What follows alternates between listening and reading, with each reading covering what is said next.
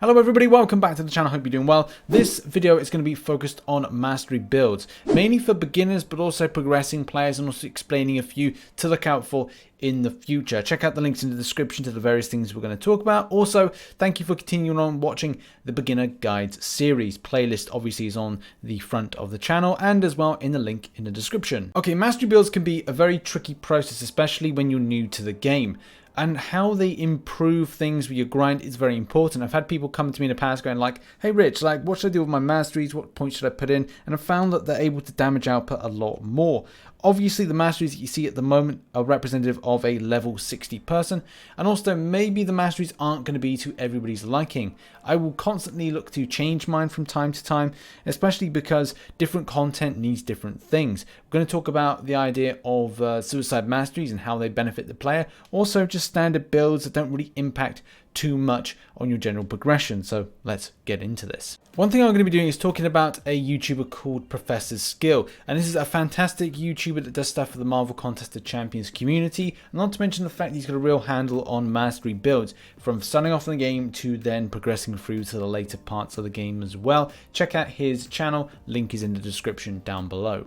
Let's begin with this image here. This is a pretty cool image. This was done in 2016 actually by Professor's Skill, and it does show things like PI increase in different areas from offense to defense and stuff for the utility, but some aspects have changed since then. But it's handy to kind of get an idea of like how your stats and your PI kind of increases and decreases based on different types of mastery changes. Let's now start with a beginner build. So this is a basic build, very easy to put together. As you can see here, there are 6 points in offensive, there's 6 points in defensive, and then there is a utility spend of just getting the basics, which is generally parry and dexterity. The initial spend in offense is to get to a certain point. Lesser precision and lesser cruelty are looking all about to, it's going to get you further to precision as well as cruelty itself. The build has structure to take you on a journey. A lot of the stuff in offensive, like building up like stuff with courage when you're below 50% to increase your damage output, and as well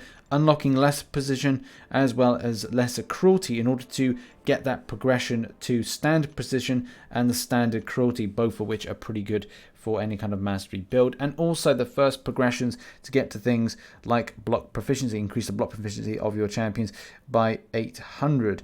So that's still pretty impressive to see. Where the game has changed is that you have to, and it kind of like forces you to unlock certain key things, like the command of basically to say that, okay, we need parry first, which is important, and then you move on to limber.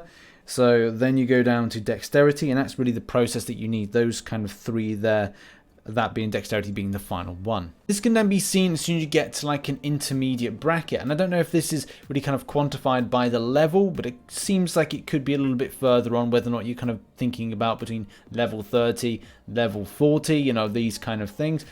But look, as we said, progression into things like here with cruelty and with precision really does help.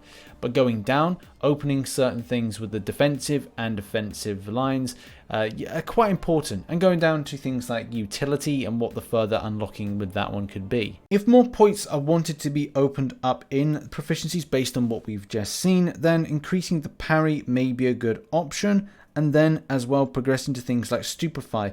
If you do feel that you want additional time for that parry to be in place or that stun to be in place, then stupefy is going to very much help you out with that. And then when you go over to offensive, as we said, the idea that precision is ordered to increase the critical rating of all champions by 425, incredibly helpful for champions that want to get more crits, and also to increase the damage rate. Then look, there's an increase there, and a lot of players do choose to kind of go through that route to unlock those two masteries in particular. And when it comes to damage limiting, especially at a lower level, that is something I think this mastery does help out. Especially if you're learning the basics, you're kind of like more concentrating on your block side of things, then you may look to go down perfect block to then open up things like stand your ground. Either way, it is up to you if you want to go down that route, but it's not a case of like it's a definite. You may look to change out a lot of these defensive based masteries as you improve the way that you play in the game. As you get more advanced, again, you may choose to change your masteries again. People may look to put more into courage, or maybe take less into courage in order to maximize these here, or be more defensive by having some more unlocked here. Recovery as well being that, and also willpower there, but people do switch this out from time to time. Going down as well, you could look to unlock more with this, and it's like there's so many different kind of variations of veteran build. This is the point in time, I think, when people get very specific about what they want, and they've built their rosters, they understand the game a lot more, and they even do different kinds of combinations. This is another combination right here. And as well, there's other builds. There's a combination, a PI build with AQ. There's so many different things. Max attack. Look, there's so many different kind of variations here, and you can pick and choose based on, do you want more bleeds? Do you want to have more damage at the expense of less health?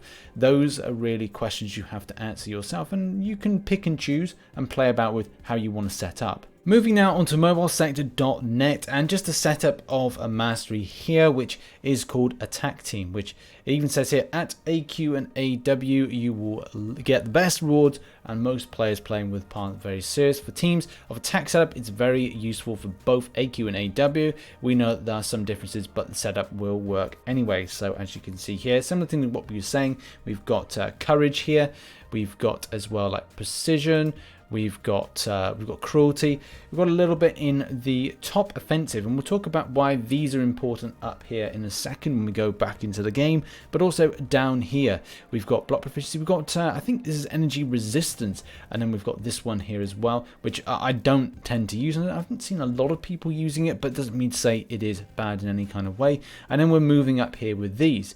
And then utility, again, similar to like what we've seen before about like stupefy, even petrify is in here as well. So there's a good amount of masteries. Let's go into the game and have a look at these. Okay, and comparing that to what we've seen, recoil is something, and it goes down a mastery set that I'm not a huge fan of, but you know, other people like this, and that is the suicide masteries. But recoil is that you take damage when you put a special attack, and obviously having the one in there isn't going to mean too much damage for you, but enough that is going to be frustrating. Double edge, increase the attack of the champion by 10%, but up to 10% health is lost by a bleed debuff over 8 seconds. Obviously, if you've got a bleed immune champion, this is helpful. If you've got ones that interact with debuff effects, like your ghost, then again, that's quite handy. It used to be a case you could do something with Mr. Sinister, but it's not as powerful as it used to be, or it doesn't really work as it used to be, which was a lot of damage. In any case, it was fun. But that is one part of the suicide masteries. And when you say suicide, you mean the point of taking damage, and then obviously what you then do is you need to counteract that with healing, because look, you don't want to take loads of damage. Moving on to defensive, and as well, like with defensive and with the mastery that we've just seen, there was points that are being put into energy resistance, which, you know, it can work for some, maybe not for others, and also physical resistance. So there's some defensive elements to it. So even though it looks like with this mastery setup that you'd be taking damage by not having too much in, say, stand your ground or like other things as well, there's a good amount of a mix there to kind of go, okay, so I can deal a lot of damage because I'll go down this route with offensive, but also I've got some defensive elements to it that's maybe all about my resistance. Willpower, now this is quite important, but it's not something that I run. For each new type of debuff your champion suffers, they passively regenerate. Something back a long time ago, this used to be very powerful, this mastery, but then was kind of reduced down based on a few changes Caban wanted to make. And then we've got coagulate. Your champion takes 10% less damage from any bleed debuff or bleed passive effect they suffer. So that's obviously what we're talking about with the offensive. With the offensive build, it's all a case of like, okay, well, you bleed damage, but also at the same time you balance out that bleed damage with a reduce of the bleed damage you take. So you're again helping yourself out quite a bit.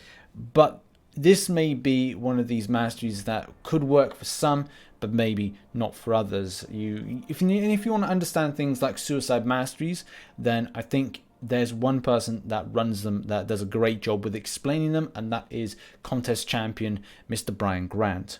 So a link in the description is for one of Brian's videos where he talks very clearly and also with great depth about the reasons behind his mastery setup and why it works out well for him. He does say that it's a very specific thing to a lot of people, but at the same time, look, if it's working for one person, they understand how to interact with it well and also the correct champions to use, then it can be a real asset to the way you play. And of course, his setup, as you can see in the background, is very different to what we've seen so far with that attack team from the mobile sector net site. And the same thing can be said from the defensive aspect. As you see here, his willpower is 3 of 3. And also, like, a few other aspects are looked into when he's creating this mastery. Obviously, the one thing that is intriguing is to unlock that physical resistance, because it's all about, again, like reducing down the damage that you are taking. Something that I haven't really considered, and something that would be well worth myself doing in the future if I do choose to use this particular mastery. One thing to point out is something that still, as of 2019, December 2019, and actually like 2 years in the making still, has not been fixed, and that's the inequity mastery, something that a lot of players would have liked to have used and were using to a degree back in the day, but you know, it's just not working right now. And if you look at it, it looks quite good. Passively reduce enemies attack by 2% for each debuff they are currently suffering from, up to a maximum of 36% reduction, which obviously, as you can see, the percentage here and how it kind of stacks through. So it is kind of like annoying that this isn't working. So if you're kind of looking at yourself, look, I'd love to unlock this. It does seem really good. It does not work. And therefore that people have lost out a lot of like units and mastery cores in unlocking it. As we've seen in this video, there are many ways to kit out a mastery, from beginner to intermediate and then veteran. Do pick and choose wisely, but at the same time, look forward to potentially changing it up. If you kind of feel that it's not working, try out a new mastery. Try out suicide mastery builds. Try out something that increases your PI.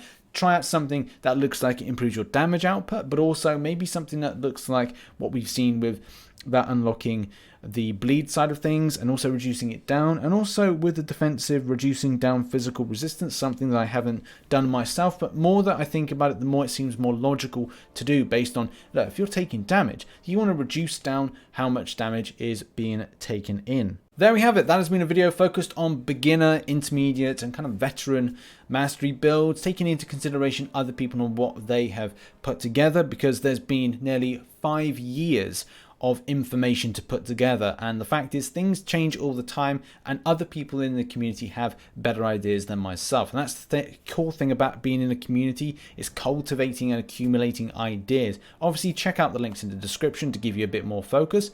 And also, and finally, thank you very much for watching this video and supporting my beginner's guide series. This is the 6th of a whole host of videos that I'm trying to post, and yeah, it's been great, and thank you for the support for that. And I'll see you in the next one. Check out the links in the description, and bye-bye for now.